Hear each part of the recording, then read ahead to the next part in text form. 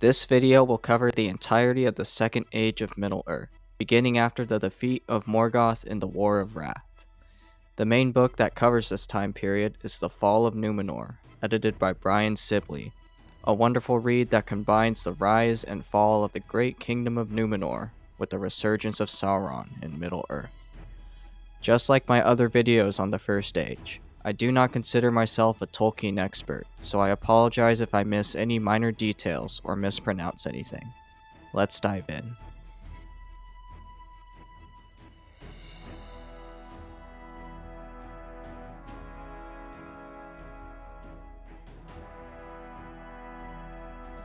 Following the War of Wrath and the overthrow of Morgoth, the shape of Middle-earth was forever changed. Beleriand sank into the seas, and the Eldar were summoned by the Valar to return to Valinor. Those who answered flocked to the Isle of Eresia and its city of Avalone, the nearest of all lands to Aman. Some elves decided to remain in Middle-earth, however. Gil-galad, son of Fingon, son of Fingolfin, became the High King of the dwindling Noldor there. Also remaining were the sons of Eärendil, Elrond Half-Elven, and Elros, who chose his days to be numbered with those of men. At this time, many of the elves in Middle-earth began to dwell in Lindon, the furthest west region on the continent following the sundering of Beleriand. Some also went east, finding comfort in the forests there. Among them was Thranduil, who later became king of the Great Greenwood. Gil-galad took residence in the northern region of Lindon, which was separated from the south by the Gulf of Lune. And in the south there dwelt Galadriel, and she was married to Celeborn, a kinsman of Thingol of Doria. They would eventually have a daughter named Celebrian. Eventually, in the year 700 of the Second Age, Galadriel and Celeborn would found the kingdom of Eregion, partly because of Galadriel's respect for the dwarves of Khazad-dûm. In Lindon, the elves constructed the Grey Havens, or Mithlond in their tongue. This was the harbor from which the Eldar would set sail from Middle-earth, never to return. Additionally, some of the Noldor were drawn to Eregion, west of the Misty Mountains and in proximity to the dwarven kingdom of Moria. There they were interested in the discovery of Mithril, and a friendship grew between the dwarves and smiths of Eregion. Celebrimbor, son of Curufin and a direct descendant of Feanor, was lord of that land. In the 32nd year of the Second Age, the Valar took counsel and decided to offer the houses of the Edain, those who aided them against Morgoth in the War of Wrath, a land removed from Middle-earth. Eonwë visited the fathers of the three houses, and bestowed upon them wisdom, power, and life far greater than the lesser men of the world.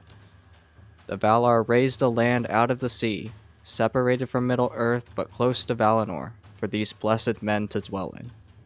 The Edain sailed for this isle, which bore a unique shape of a star. It was surrounded by steep cliffs on all sides, and in the middle was an elevated region called Mitalamar. On there was the mountain of Meneltarma, pillar of the heavens. They called the isle Elena, Anadune in Western Esse, but in the Elvish language it was called Numenore. The men who lived on Numenor were called the Dunedain, and though their lives could span several centuries, they were still subject to the doom of death.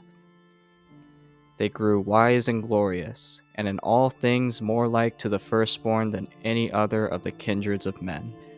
Elros, son of Eärendil, would become the first king of the Numenoreans, who were grateful for the many gifts bestowed on them by the Valar. Yet there was one condition.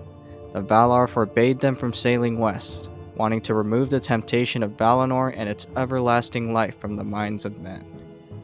And though the Numenoreans were a proud, seafaring people, they accepted the ban.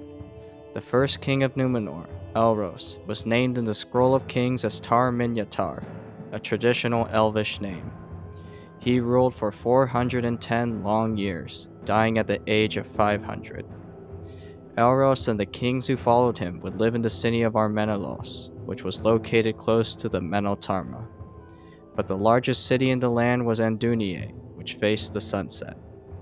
On Meneltarma was a flat area at the summit, and this became a sacred place of worship to Eru-Ilúvatar. As Numenor grew and prospered, ships of the elves would set sail from Avalone to visit its people. They brought them many gifts, and the fairest of these was a seedling of a fair white tree of Eresia named Celeborn. It was taken to Armenelos and became known as Nimloth. This would be the scion for the fabled white tree of Gondor. Thus the days of bliss went on in Numenor, while on Middle-earth society regressed and the wisdom of its peoples faded. This time of peace lasted for over 2,000 years, well until the Numenoreans saw fit to muster arms against Sauron, servant of Morgoth. In the year 442, Elros Tar-Minyatar, the first king of Numenor, died. He left behind 3 sons and a daughter. His eldest, Tar-Vardamir, ruled for only 1 year, for Vardamir was wise, and upon the death of Elros immediately passed the scepter of rule to his son, Tar-Antanamir. This started the custom of kings yielding their power to their successors before their death, so the reign of Numenor was always overseen by someone vigorous in mind. The third king of Numenor was Tar-Amandil, who lived to be 411 and ruled 148 years from the year 442 to the year 590. His sons were Elendil and Eärendil, and he also had a daughter named Mairen. Though Morgoth was now vanquished, his evil creations still lingered on Middle-earth and were not entirely destroyed. And among his servants who lived was Sauron, the fallen Maya. After the War of Wrath, Sauron initially felt compelled to repent of his evil to Eönwë, herald of Manwë. But Eönwë commanded Sauron to appear before Manwë himself, and fearing the wrath of the Valar and unwilling to face humiliation, Sauron fled and hid in Middle-earth. Now Sauron, though in hiding, in the Second Age grew to be of great power, surpassing that even of Morgoth at the end of the First Age. For Morgoth, to control Arda, had passed his being into many of his creations, so that the beings of Middle-earth would be stained and corrupted. Yet Sauron sought more, to create rings of power that controlled the wills and minds of those creatures. For while Morgoth looked to simply destroy and corrupt, Sauron sought total dominion.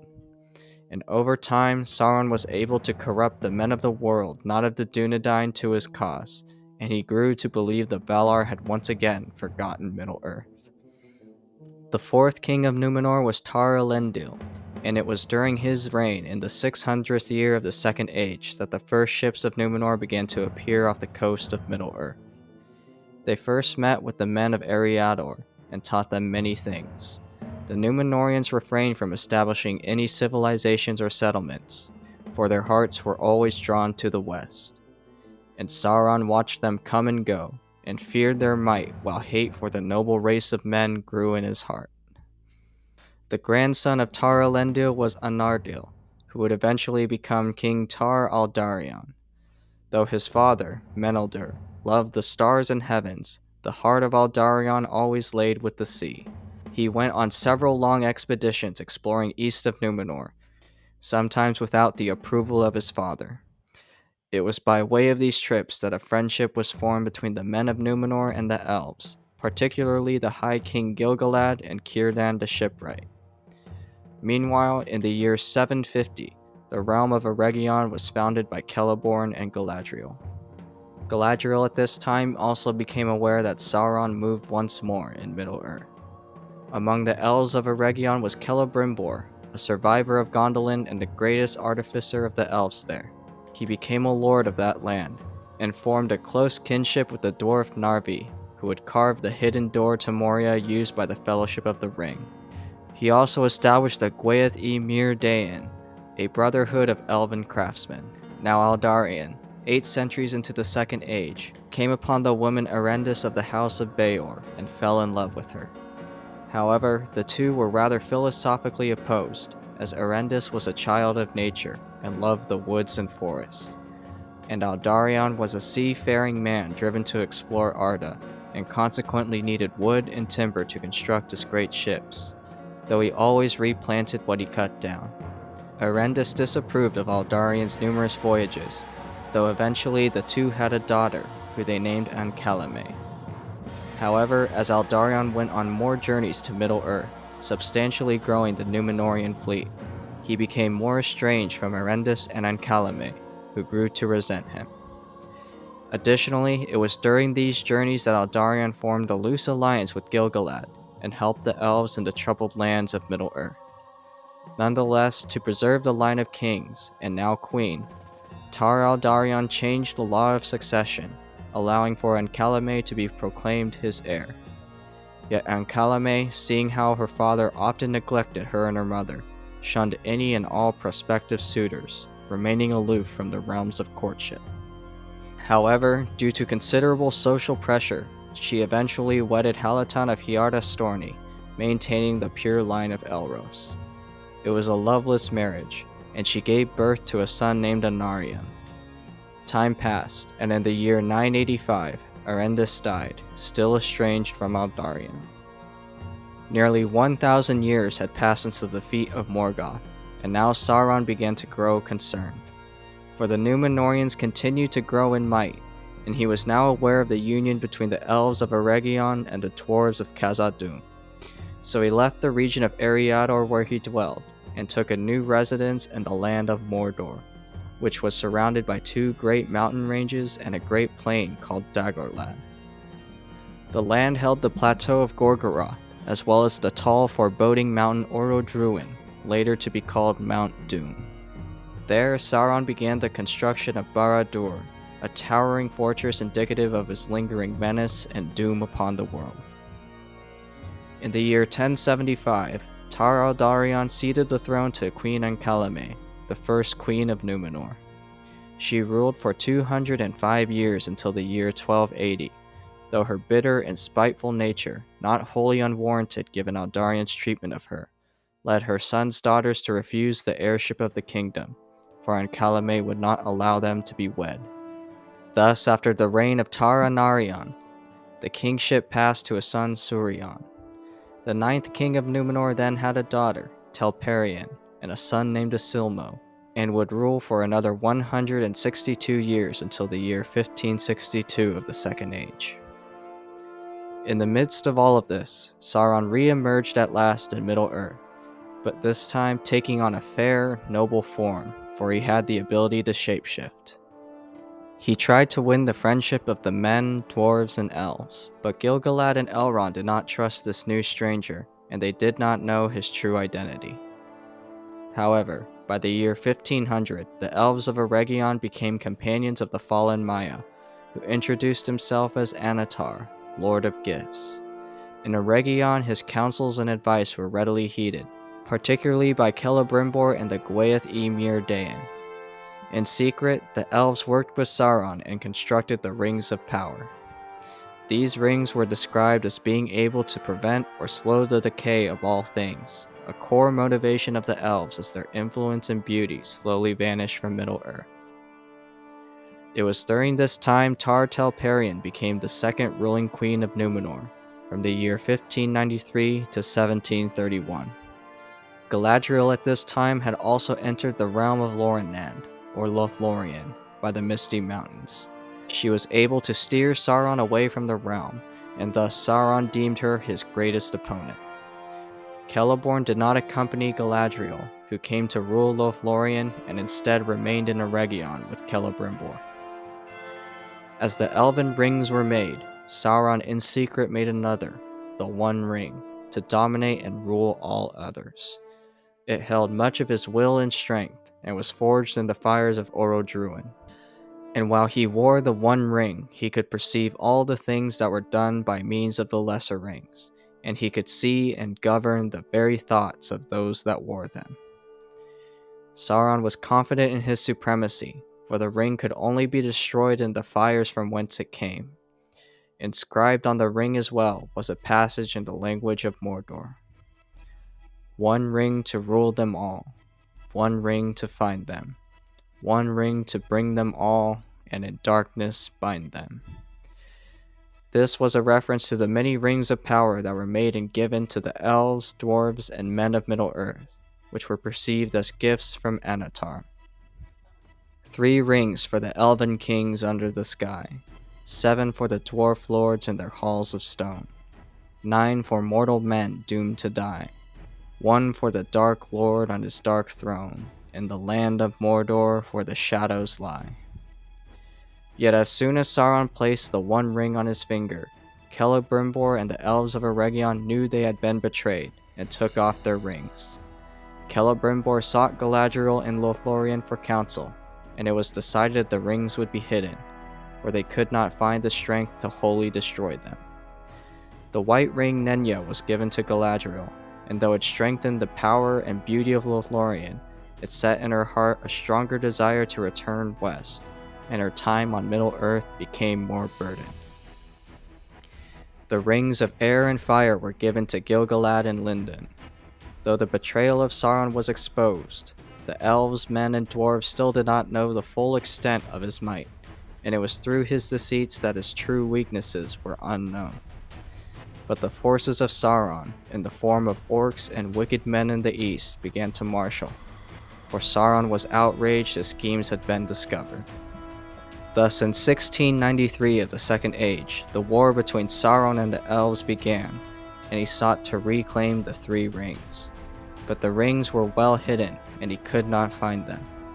In 1695, Sauron invaded Eriador, and Gil-galad responded by sending Elrond to lead an army against Sauron. But Sauron maneuvered quickly and turned to Eregion, falling upon its defenses with a much larger host. Celebrimbor was taken captive, and Eregion and the Gwaith Ymir Dain were laid to waste. Sauron took the 9 rings of men and tortured Celebrimbor, eventually learning where the 7 dwarven rings were being held. And though Celebrimbor would not reveal where the 3 elven rings were, Sauron astutely guessed they were in the care of Galadriel and Gil-galad, and killed Celebrimbor. He then attacked the armies of Elrond, and was nearly victorious before Durin of Khazad-dûm arrived to protect the elven rearguard, helped by the elves of Lothlorien led by Amrah.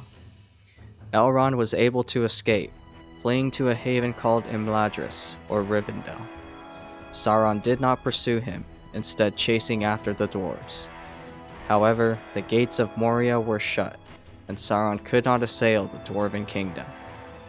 Furious, Sauron then swept over Eriador, looking to destroy Lindon and Gil-galad, the king of the Noldor. It was during this time the great city of Khazad-dûm also fell, for the dwarves there dug too deep into the earth, awakening the wrath of an ancient Balrog. Upon the invasion of Eriador, however, Gil-galad sent messengers to Numenor asking for aid, and the Dunedain answered, with Tar Minastir sending a massive navy that arrived at the shores of Middle-earth in 1700. Gil-galad's forces had been nearly driven into the sea, but the arrival of the ships rallied them, and Sauron was pushed back from the Gulf of Lune. Then, a Numenorian admiral named Kiriatur landed a force further south, and ambushed the fleeing enemy in the Battle of Gwathlo.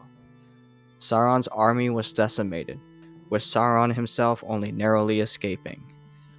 Vengeful, he retreated to Mordor, and the ruined land of Eriador was reclaimed. The first White Council was held, and it was decided that a new elven stronghold would be established in Rivendell.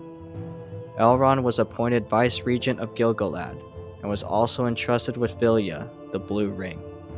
Gil-galad kept the Red Ring in Lindon, and for a time there was peace.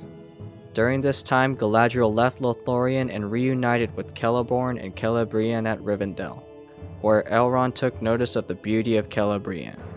Eventually, they left for Dol Amroth, also known as Belfalas. By the year 1800, the Numenoreans, now well aware of their might in the world, began to establish settlements on the western coast. Sauron was powerless to stop them, and the reach of Numenor expanded ever more. Additionally, though their kingdom was prosperous, many of the Dunedain began to long for the immortality of the elves, chafing at their relatively short lives on Middle-earth. The first king to fall under the shadow of desire was Tar Kiriatan, the 12th king and successor of Tar Minastir. Under Tar Kiriatan, the Numenorians stopped going to Middle-earth as givers of gifts and wisdom, but rather as gods and conquerors seeking tribute. Ever after, the kings of Numenor would be driven by glory and prestige, wealth and power. For Taran Tanimir the Great, who ruled from 2009 to 2221 of the Second Age, was the first king to openly speak out against the ban of the Valar. Numenoreans began to covet immortality as the power of their kingdom grew. They were jealous of the elves, and Manwë heard of their discord and sent messengers to the Isle of Elena. There, the gift of Ilúvatar was explained, with an emphasis that the Valar were powerless to take away men's mortality. For the gift of death also bred a possession, a desire to push for more time to enjoy and cherish the arts and beauties of the world. And though perhaps through dark, unnatural sorcery the lifespan of men could be extended, their spiritual and biological nature would not grow in conjunction. An extension of their existence in Middle-earth would thus diminish their spirits, akin to spreading butter to the thinnest layer possible. The messengers warned this gift was being twisted into their minds by the workings of Morgoth, but their words were not heard by Tar and Tanamir. Numenor had prospered for over 2,000 years, and now Antanamir became the first king to refuse to cede the scepter to his heir while being of able mind, refusing to leave power until he died. All the while, the menace of Sauron grew, as did his hatred for the Numenoreans for their deeds in his war against the elves. After the death of Taran Tanamir, Taran Calamon came to power as the 14th king of Numenor. During this time, Numenor became divided between two factions. There was the King's Party, the more numerous group that were prideful and spoke out against the Eldar and Valar. The smaller group was the Faithful, loyal to the elves and king at the same time, and they were also called the Elendili, the Elf Friends. And Numenor continued to grow in power, but constantly strove for glory, riches, and lives of luxury and pleasure. The old ways became obsolete and neglected, and Taran Calamon was the first king to stop offering a gift of the first fruit harvest to Eru Ilúvatar on the Menel Tarma. The Quenya tongue became no longer taught, though the kings' names were still inscribed in that language for fear of breaking that one tradition. Meanwhile, Sauron began to give out the 7 dwarven rings and the 9 rings of mortal men. Dwarves he found would not be bent to his will, but their rings nonetheless kindled a deep, dark greed for gold in their hearts. Men, however, were easy to control, and the 9 men who wielded the rings became great warriors, sorcerers, and kings. 3 of these were lords of Numenor itself. Yet eventually their wills succumbed to Sauron's one ring, and they lost their physical forms, becoming undying phantoms invisible to all but their master. The Nazgul were they, the Ringwraiths, the enemy's most terrible servants. Darkness went with them, and they cried with voices of death. The Numenoreans continued to push for more dominion over Middle-earth, constructing great harbors and fortresses. Their kings swam in silver and gold, while the faithful remained apart from the prideful conquests and continued to help Gil-galad against Sauron. In the southern regions, the great fortress of Pelargir was built, and it would become the chief haven of the faithful. More fortifications and defenses would be built on the coast as the Nazgul of Sauron emerged and began attacking Numenorian settlements. The sundering of Numenor from the elven ways continued, until when the 20th king came to power he took the name Ar-Adunakor, Lord of the West. Sauron watched these tidings from afar, and he grew ever more confident in his ability to destroy Gil-galad and Numenor itself. His shadow spread over Middle-earth, and many elves flocked to Lindon to sail west to Valinor. Yet Gil-galad was not attacked, and the Grey Havens remained unbothered. Though Ar-Adunakor was prideful against the Eldar and Valar, in the Scroll of Kings his name was still written in Quenya as Heru Numen.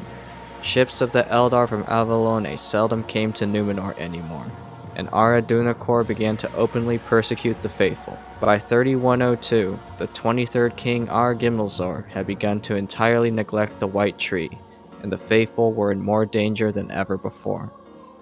Many dwelt in the harbor of Romena, and some sailed to Middle-earth, seeking residence with Gil-galad. All the while, the Valar looked on Numenor, once the land of gift, with disappointment and anger. The havens of the great western city of Andúnië became seldom, if ever, used. The lords of the city were deemed second in might only to the king, being of the line of Elros and of Silmarien, the daughter of the fourth king of Numenor. These lords were secretly a part of the faithful, and one of these ladies was eventually taken to be the wife of Ar-Gimmelzor. She had sons, the eldest of which was named Inziladun. He was sympathetic to the faithful, but his younger brother, Gimmelcad, was of similar mind to his father. Inziladun became the 24th king of Numenor in 3175, and took an elven name of Tar Palantir. He was far-sighted, and repented of the ways of the kings before him. He was tolerant towards the faithful, and took to visiting the Meneltarma and caring for the White Tree like the ways of old. Tar Palantir prophesied that when the White Tree perished, so too would the line of kings.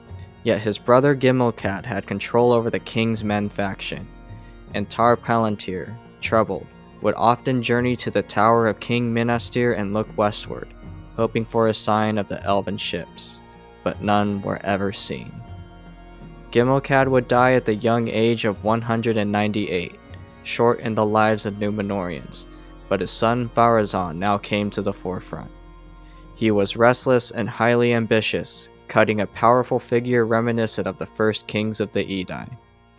Pharazôn also grew to covet the daughter of his uncle Tar Palantir, named Zimphrael or Miriel in Elvish. And upon the death of Tar Palantir, Pharazôn took Miriel to be his wife by force, and also seized the Numenorian scepter for his own in 3255. Pharazôn thus usurped the throne, though the move was supported by a majority of Numenorians, for he was still a great soldier and mariner. Pharazôn grew to be the mightiest and proudest of all the kings of Numenor in the Second Age, the 25th and final ruler of that fabled kingdom. No less than the kingship of the world was his desire. The faithful continued to be persecuted, with Amandil, Lord of Endunier, being forced to move to Romena. The fall of Numenor was now on the horizon, though its proud people did not know it yet. For meanwhile, Sauron and Mordor had observed the cultural and political shifts in Numenor, and began to attack their settlements and fortresses once more in Middle-earth. And hoping to rouse the wrath of Pharazôn, he took the title of King of Men, looking in his heart to wholly destroy the kingdom. Pharazôn was enraged, and pondered his next course of action. And he determined without counsel of the Valar, or the aid of any wisdom but his own, that the title of King of Men he would himself claim, and would compel Sauron to become his vassal and servant. For in his pride he deemed that no king should arise ever so mighty as to vie with the heir of Eärendil. And then a great host sailed out from Numenor 5 years later, and the people of Middle-earth feared the tremendous fleet.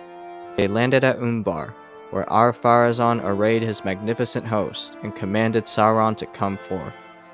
Sauron did stride out, but did not make war upon the Numenoreans.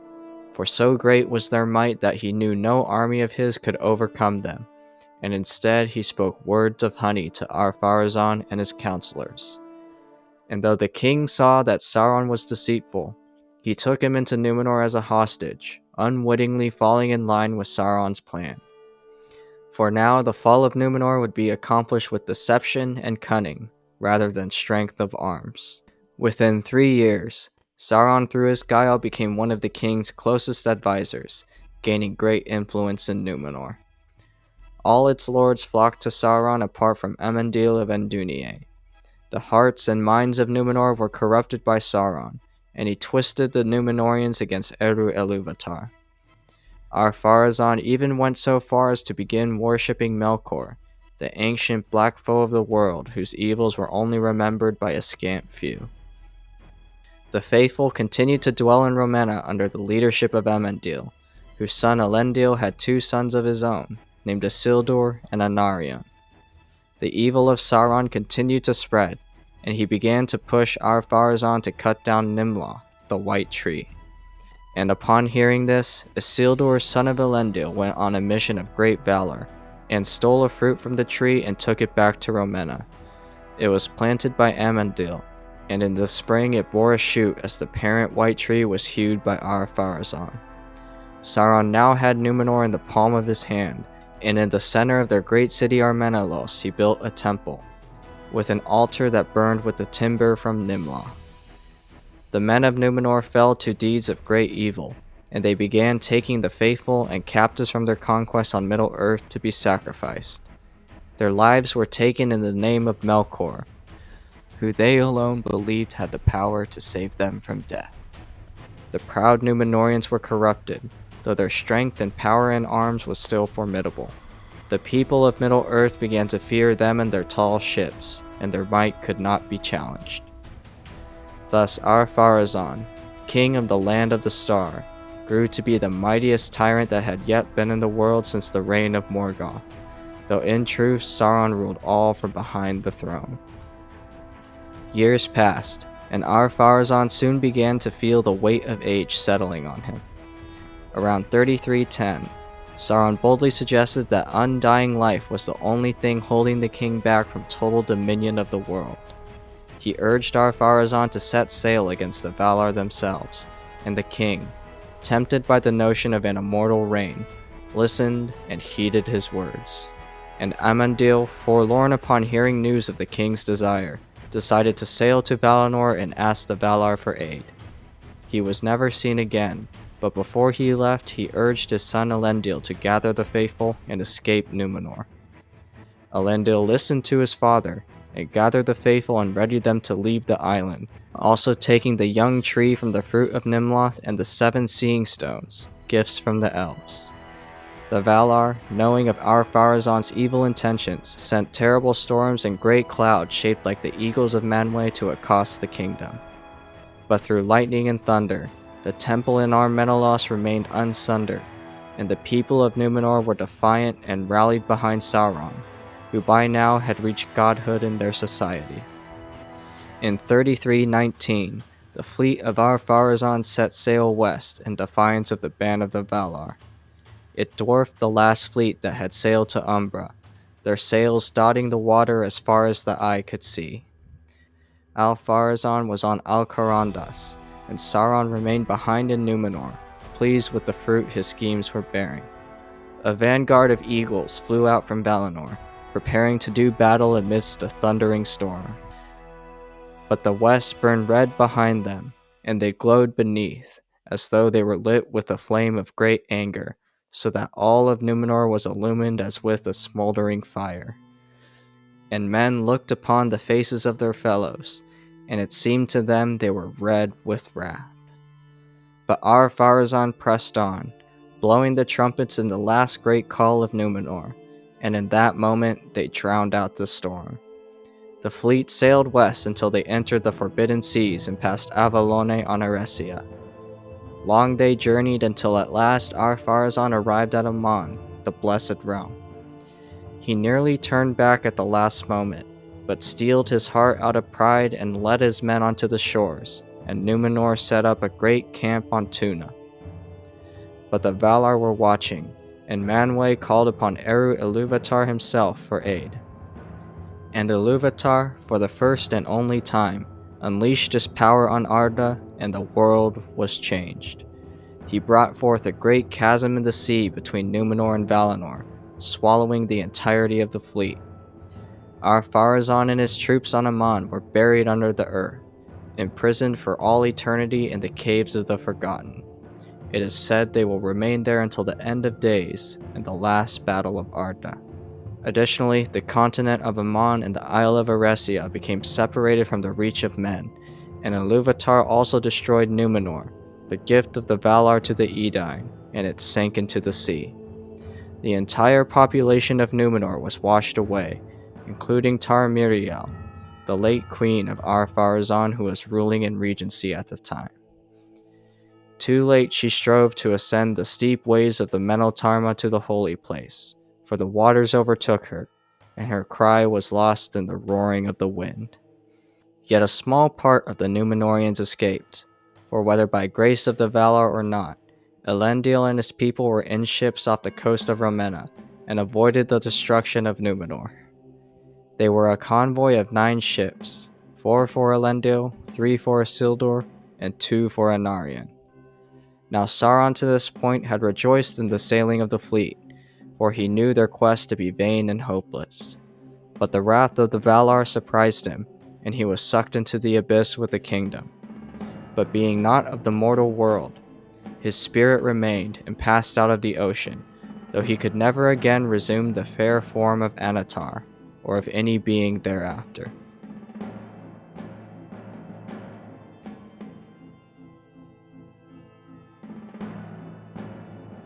In its storied and tragic history, 26 rulers came to power in Numenor. I chose to not recount all of them in detail, as most simply were not important to the overarching story. The fabled line of kings descended from the line of Elros. Elros was the first king of Numenor, and the longest lived of any that followed him. Within him was the blood of Eärendil the Mariner and the noble elven house of Fingolfin. The final king of Numenor was the infamous Ar-Pharazôn, who was the last of the rulers who shunned the Eldar and Valar, and brazenly sailed to war on Valinor itself. His actions resulted in the destruction of Numenor, though the line of kings was able to continue in Elendil of Andúnië and his sons Isildur and Anarion. After the sinking of Numenor and the removal of Valinor from the grasp of mortal beings, the world of Arda changed in shape. For men would sail west for times after, seeking the ancient glory of the Blessed Lands and even the Manaltarma, but only found themselves back at the beginning of their journey. Thus, in effect, the world for men became round, the continent of Aman doomed to never be obtainable again. Yet for the elves, the straight road to their gods and kin remained, as well as for a few mariners graced by the Valar to glance upon the beaches of Aman or Avalone before passing from the earth. The faithful, the exiles of Numenor and the last vestige of the great Dunedain, arrived to the shores of Middle-earth in 3320 with the seedling of Nimloth and 7 seeing stones, or Palantirs. Elendil the Tall was their leader, and he was friends with Gil-galad, High King of the Noldor. He settled in his chief city of Anu Minas, with his Numenorians scattered throughout Eriador and a kingdom called Arnor. Many towers were built in his land, including at Amonsul and Emen-Beriad. His sons Isildur and Anarion led their people up the great river Anduin, and founded the realm of Gondor. Their main city was Osgiliath, where a great bridge was built and there were rows of stone towers and houses. The two brothers ruled together, and also built the great towers of Minas Anor, the Tower of the Setting Sun and home of the House of Anarion, and Minas Ithil, Tower of the Rising Moon and the abode of Isildur's house. Isildur from his tower watched over Mordor, and Anarion shielded Gondor against the wild men of the Dales. Many great works were constructed during this time, including the Pinnacle of Orthanc and the Circle of Angranost, or better known as Isengard. Together, the kingdoms of Arnor and Gondor were called the Realms in Exile. The seedling of the White Tree was entrusted to Isildur in Minas Ithil, and the Seeing Stones were also divided. 3 went to Elendil, and 2 to each of his sons, and all the stones were placed in the great towers. The stones had the ability to transcend time and space, allowing their users to see events in the future or in far-off lands.